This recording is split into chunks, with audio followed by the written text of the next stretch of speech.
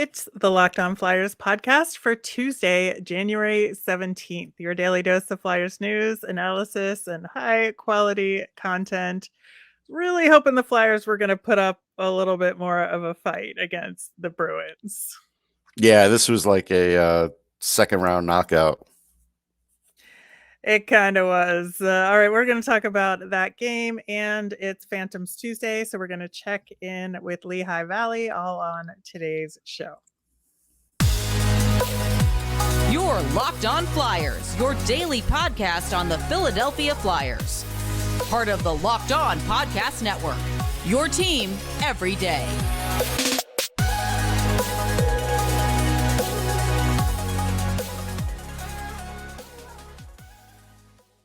Hello again. I am Rachel Donner. You can find me on Twitter at rmiriam. I'm here, as always, with Russ Cohen, who's on Twitter at Sportsology. Thanks for making us your first listen every day. You can follow the show on Twitter and Instagram at Locked On Flyers. That is where you can keep up to date with our episodes and Flyers news. You can also email the show at lockedonflyers@gmail.com. We've got a mailbag coming up on tomorrow's show, so get those questions in. Locked On Flyers is free and available on Apple Podcasts, Spotify, Odyssey, wherever you get your podcasts. So subscribe. You'll get all of our episodes here on the Locked On Podcast Network. Plus, we're over on YouTube, so subscribe and watch us over there as well. Russ, we had a little bit of a different goalie matchup than we talked about. Of course, Carter Hart started the game in net. Linus Ullmark did not. We got Jeremy Swayman, who wound up getting the shutout for the Bruins. So it goes to show you that sometimes that doesn't matter in the end. But True. I do want to talk about the goaltending because, you know, he did pull Carter Hart in favor of Sam Ersson when the game just got away from them in the second period. And, you know, I think that it was the right thing to do, but also I just wonder what kind of, circumstances they're throwing Ersson into relative to this looming question about Felix Sandstrom. Yeah, I don't have an answer to the Felix Sandstrom one. And the fact that, Torts is having Ersson back up Hart on a, day where there was nothing he could do. There's been a lot of other days like this that Hart has bailed out the team, but, he wasn't going to do it on this day. I don't know what to think of it. If you ask me what, he's the number 2 this year. That's it. Sam Ersson's the number 2. And I don't know what they're going to do with Felix Sandstrom. That's my feeling. That's my gut feeling. Yeah, well, like I said on yesterday's show, we're going to find that out on Thursday. That is the 14-day mark, and it is Phantoms Tuesday, so we're going to have a lot to talk about with Felix Sandstrom a little bit later in the show. But I think that, the big picture thing about this loss, it was a brutal loss. It was very difficult to watch the game, especially those 2 goals in the second period, 45 seconds apart or so. And it was demoralizing. Like, there's no way around it. It was very difficult to see like how the Flyers could potentially get themselves out of it. And it just goes to show you like what really the difference is in this league. You look at the Boston Bruins are the top team in the league and it shows. And so when you play a team like that, we saw it against Toronto to some degree. It just illustrates really the difference between these top teams and a team like the Flyers who can steal wins every now and again against good teams, but not the great teams. Right. So, a couple of things. One of the things in our pre-show notes I didn't even get to talk about was Pastrnak would score. That's a check. You could back that up because it says it in there. Yeah. I talked about Zacha. The Flyers always have trouble with Zacha. They still have trouble with Zacha. He killed them. Check on that. Did the Flyers match the Bruins' intensity? No. Check on that. Now, the thing about all that is you're right. They're just on a different level. What worries me is, and this is just how my brain works. This is how it works for any team that I analyze or cover. So just understand that. My brain works at, I saw today that Elliot Friedman said the cap goes up to 83.5. Well, if it goes up to 83.5, maybe you get Sean Couturier back. Maybe you get Atkinson back. We don't know what kind of players they're going to be. We're looking at this. We look at the Flyers, the best. We saw the best that they were going to be this year before this game. And now I'm like, this could be another tough year next year because I don't know if they can improve that much just because they don't have that much money. The only way they could really improve is from within.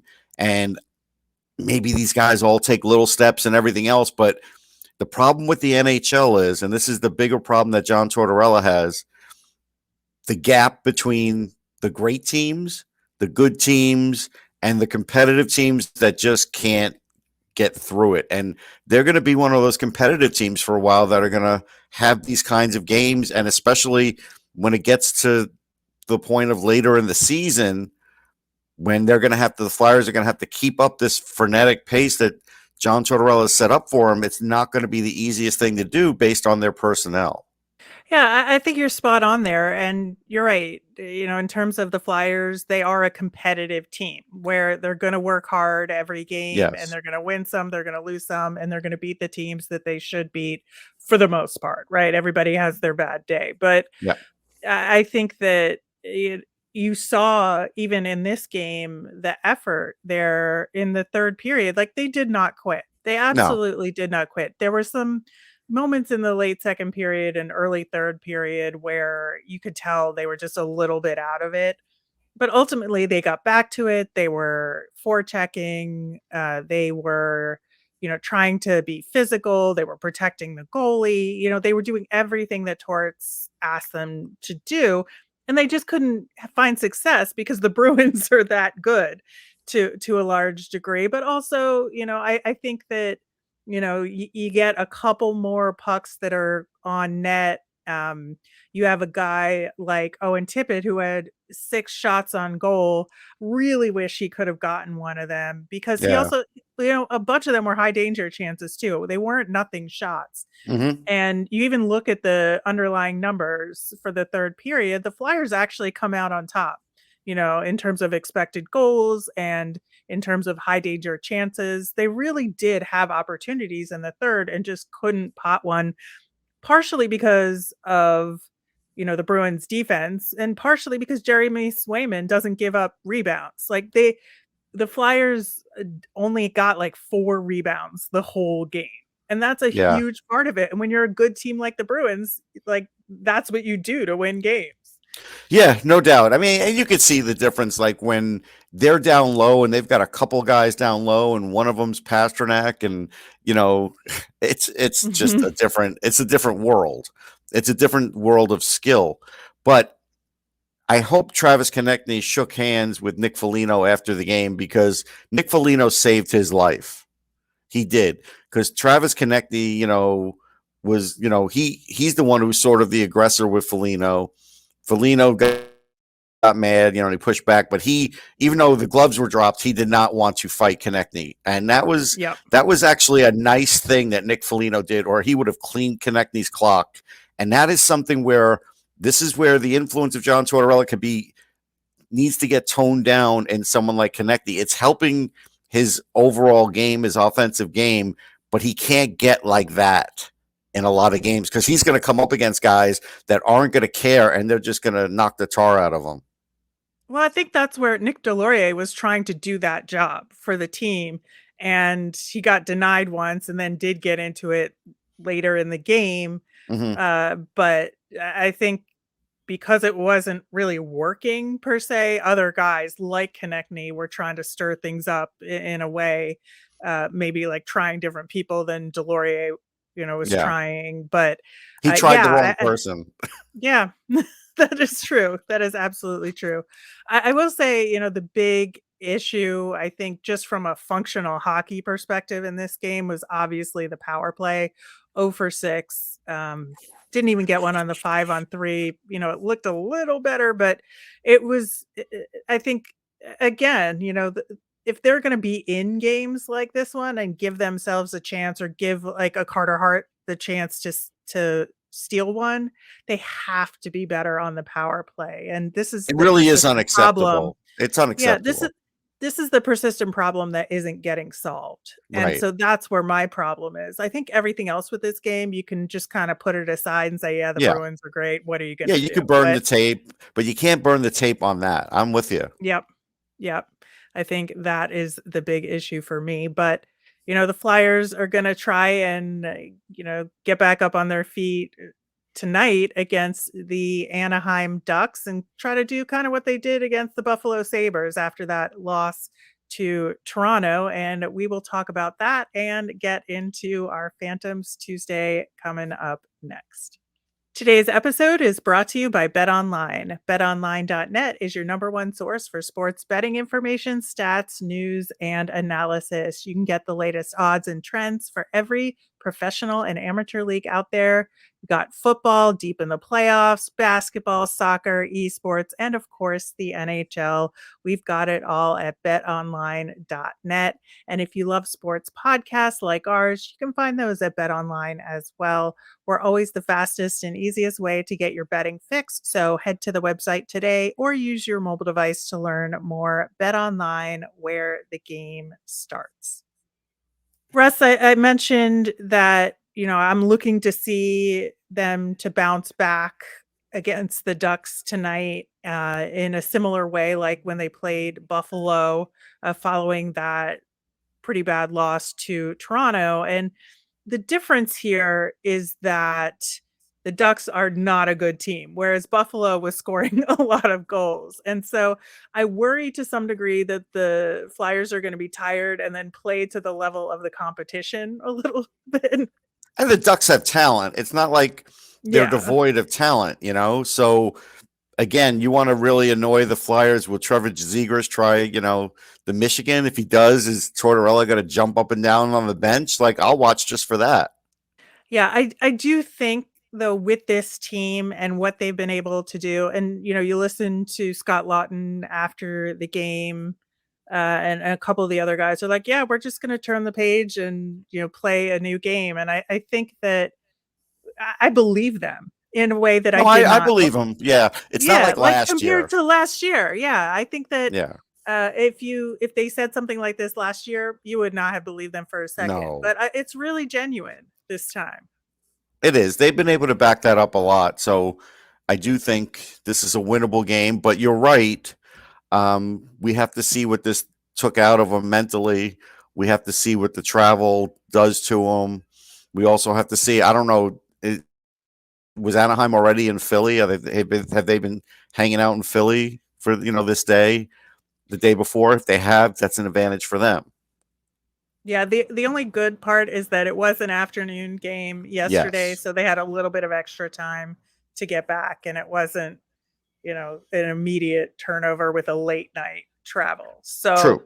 hopefully that will help them a lot, and they can get settled at home and then go to the rink again tonight. But yeah, it should be, I think, almost an even bigger test this game than the one against the Bruins, just because you want to see them win this game. This is a game they should win, Right.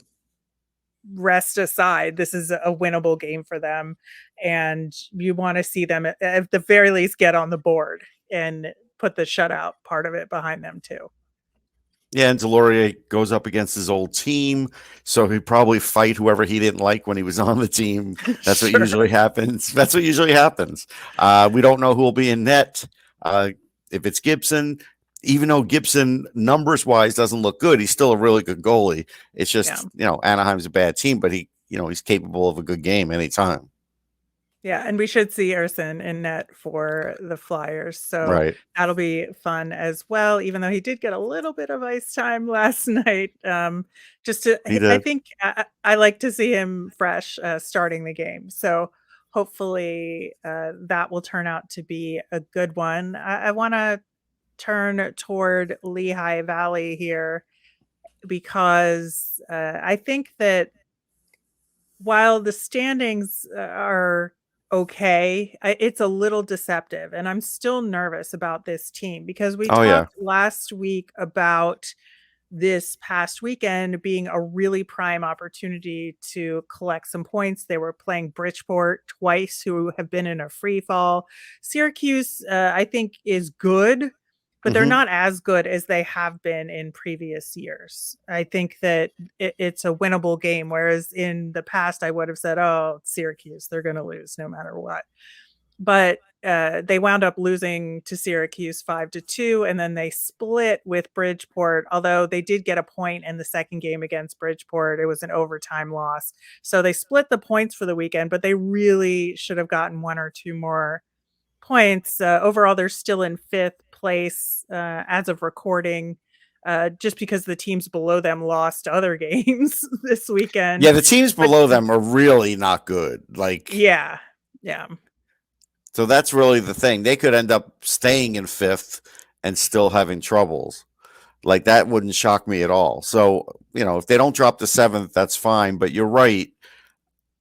We haven't even seen a sweep of a weekend yet, have we? Like a Wednesday where they win all three. No. Yeah, we've seen them be successful with a 2-game weekend, but with 3, no. And the gap between them and the fourth place team in Charlotte is widening a little bit. So I think that's where you're seeing that line in the sand in this division, and what is a good team that's going to have success in the playoffs versus a borderline team. And I think that it's been interesting also because it's a little bit of I think a split in terms of individual player development and the overall success of the team. And we've had a few guys, I think, make some significant progress and look really good. And the development has been good there. But in the context of the team, it's not really working overall. And some guys are also suffering as a result of that. Yeah. I mean, it's really a mixed bag. Like, again, I'll beat it to the ground, but Ali Lixell's the best player. Like, he is. And we're going to just talk about it all year, and we'll forget about it because he's not going to get treated like that from the Flyers. I think that's obvious. So, moving aside, Foerster's doing fine. I still expect more from him. I still expect him to be, right now he's got 11 goals, 12 assists. I need to see him in that 30-point range now instead of 23. So he's not far off, but he's a little off. So that's something, because going into this, past training camp, some people thought maybe he would have a shot at making the team, and clearly he should not have made the team. They made the right decision. So there's that. Desnoyers, you can't do anything about. Doesn't matter how many points he has. Doesn't matter how many goals he has. He needs to round out his game, and he might need to stay there next year too to do it. So I'm fine with him. I actually think it's probably not even his fault that he doesn't have more assists, because I think if he had some better line mates, I think he would get them. He's pretty talented. So that's fine. Anisimov is doing great. I mean, again, he's second on the team in goals for as long as they have him. So that's fine. But then, then all of a sudden, there's quite a drop off. And Ronnie Etter, I said he needed this whole season. He definitely does. Doesn't matter how big he is. Doesn't matter the pace of the game in his own end. These are the things I feel like, and still feel like, he needs to clean up. And Cam York's doing, fine. He was doing fine. He's up with Flyers now. But so those numbers are static. Then after that, there's not a lot else. So I want to talk about Tyson Foerster a little bit, because I think that while I agree, and I don't think he should be coming up like we've been talking about. I think, maybe he gets some lame duck goals at the end of games with the Flyers at the end of the season. If the Flyers sell at trade deadline, I think that would be good for him. But other than that, he's sticking with the Phantoms. I think he's building towards something here. I think it's slow, and I think that's okay. I just want to recognize that he has made some progress since the beginning of the season. He had 2 goals on Friday and he's now second on the team in scoring. And it's crazy to me. Ollie Lixell is still the team leader in points. Mm-hmm. And in doing that in only 24 games, whereas like the other guys have like 33, 34, 35 games. And like, I feel like if we were in a normal universe and not a metaverse, that people would talk about that a little, but they don't. Yeah. So we're not going to either. Well, but we do. And that's the point, Russ. I know. Is that Ollie Lixell is in this no man's land where he doesn't get the right kind of minutes when he's up with the Flyers. And for some reason, Tortorella just isn't giving him a real shot. He comes down to the Phantoms. He plays really well. He stands out. He gets really key assists. He's, playmaking really well. And so, I think that maybe he just has to take over a little bit more.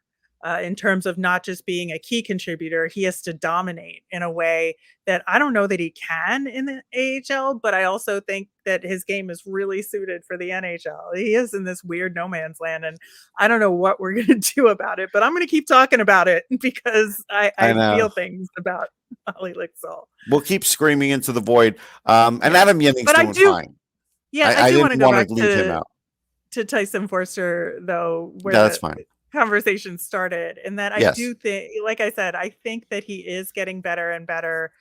His game is getting more confident. He's finding open ice, I think, a lot better. And so I want to see his full season trajectory, because I think we'll be really pleased by the time we get to. I don't know. I was looking for 50 points out of him this year, and that doesn't seem possible.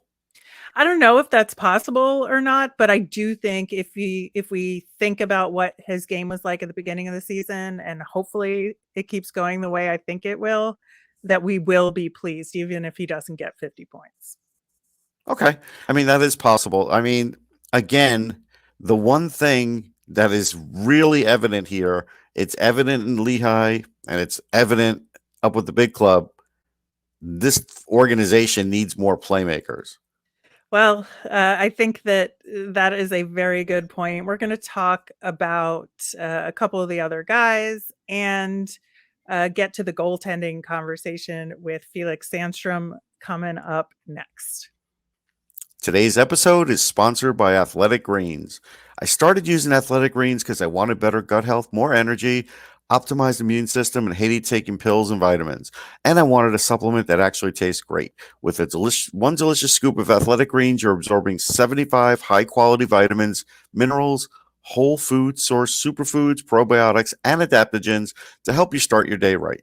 This special blend of ingredients supports your gut health, your nervous system, your immune system, your energy, recovery, and focus. It costs you less than $3 a day. You're investing in your health, and it's cheaper than your cold brew habit. It's lifestyle friendly, whether you eat keto, paleo, vegan, dairy-free, or gluten-free. Athletic Greens contains less than 1 gram of sugar, no GMOs, no nasty chemicals, or artificial anything, while still tasting good. Right now, it's time to reclaim your health and arm your immune system with convenient daily nutrition. It's just 1 scoop in a cup of water every day. That's it. No need for a million different pills and supplements to look out for your health. To make it easy, Athletic Greens is going to give you a free 1-year supply of immune-supporting vitamin D and 5 free travel packs with your first purchase. All you have to do is visit athleticgreens.com/NHL Network. Again, that's athleticgreens.com/NHL Network to take ownership over your health and pick up the ultimate daily nutritional insurance. Russ, one name we haven't mentioned thus far about Lehigh is Bobby Brink. And this was his first full weekend of action. Last week, he played in 1 out of the 2 games. And so we kind of got a more of a realistic look at what Bobby Brink's game is going to be until he can kind of get back up to speed. And, he did score again, which was good to see. But I think really Friday and Saturday, you saw like flashes of really good things. And then you just saw him, I think, get gassed a little bit. It's very clear, what we've been talking about. You got to keep your expectations pretty low to start off with. And that he'll get there. It's just going to take a little bit of time because you can see what he's capable of. He threw a pretty big hit in one of the games. And I was like, all right, Bobby. I'd love to see that. in his own zone, he's got work to do too. He had work to Yeah. do even if he was healthy. So now I'll lay off him on that until I feel like he's up to speed, but it could still be weeks. Yeah, I think so too. So just want to like make sure all of our expectations are where they should be with him, at Yeah. least for the next couple of weeks, I would say, before we start to really demand more of him. The goaltending situation. So Felix Sandstrom played all 3 games. And I think for a guy that is really an NHL backup or a B goalie, if you hmm want to do like 1A, 1B kind of hmm scenario, at best in terms of number of games played. I think that playing 3 games in an AHL weekend is not the right choice to make for him. I know he's there on a conditioning assignment to kind of get back up to snuff. But at the same time, like putting Felix Sandstrom in back-to-back games, like Friday and Saturday, was not a good idea. And you could really see like late in the game on Friday and Saturday where they lost the game. And one was an empty netter goal, so 4-2 on his part. I don't know that was the right approach. Yeah. I mean, one of 3 things will happen. They'll lose him. Urson will go down. He'll stay up. Or they'll keep all 3 up and paper transaction the goalie that's not playing, they can't.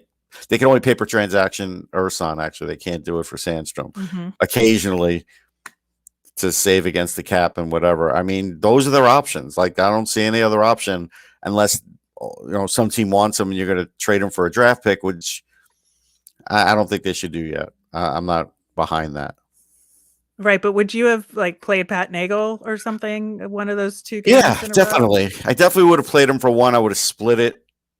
Even if I Mhm. would have split the game, like, and said, hey, you're going to get in this first game in a couple periods and Pat's going to go in and he's going to finish up the one game and play the next one. Like, I think that would have been fair in the sense that I know it's not great from a tactical standpoint, but you're right. Just to say he's playing every game was too much. Yeah, it was definitely too much for him. And, because that game on Saturday against Syracuse, 20 saves on 24 shots. So it wasn't even like he was getting, pelted the whole Right. game. It was not a huge workload in that game. And, being outplayed or not in front of him, I think that there's at least 1 goal, if not 2, that he would have liked back on Saturday. And to me, you put Pat Nagel in on Friday or Saturday in this scenario. But I'm again, with you. we're gonna find out on Thursday what is happening with him and Sam Urson and what the Flyers. I feel wanna like you're do. giving me an ultimatum like my parents would, wait until Thursday. All right. I'm going to wait, Rachel.